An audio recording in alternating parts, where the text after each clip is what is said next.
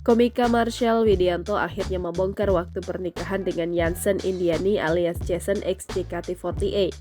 Hal itu diungkapkan Marshall Widianto saat menjadi bintang tamu di acara For Your Page atau FYP Trans 7 pada Rabu 22 Maret 2023. Marshall Widianto mengatakan pernikahannya dengan Jason memang digelar secara tertutup, yakni hanya dilangsungkan di sebuah gereja dan belum digelar pesta resepsi. Diakui Marcel dirinya menikahi Jason pada Februari 2022. Berselang 1 tahun lebih, akhirnya keduanya dikaruniai seorang anak laki-laki. 2024 masih 2022 lahir anak berarti sama Gi. Diakui Marcel pernikahannya yang digelar diam-diam hingga kini baru siap mengumumkan setelah putranya lahir memang sudah direncanakan. Lantaran laki-laki 26 tahun itu masih ingin menikmati kebahagiaan intim tanpa harus digembor-gemborkan pada publik.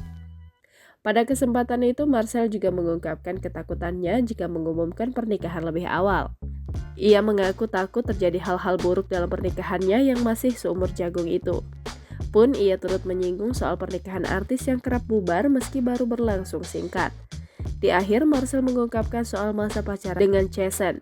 Ketika itu, keduanya pacaran setelah Jason lulus dari JKT48, yakni sejak 2018 lalu.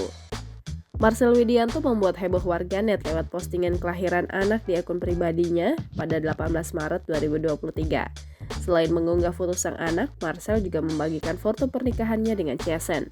Momen tersebut cukup membuat publik kaget, lantaran sang komika terlihat menutupi kehidupan pribadinya. Apalagi Marcel sempat digosipkan memiliki kedekatan dengan aktris Shelin Evangelista. Dalam keterangan caption, ia juga mengumumkan nama bayi laki-lakinya. Putra pertama Marshall dan Jason diberi nama Archie Hermawan Farid Kilandi Widianto.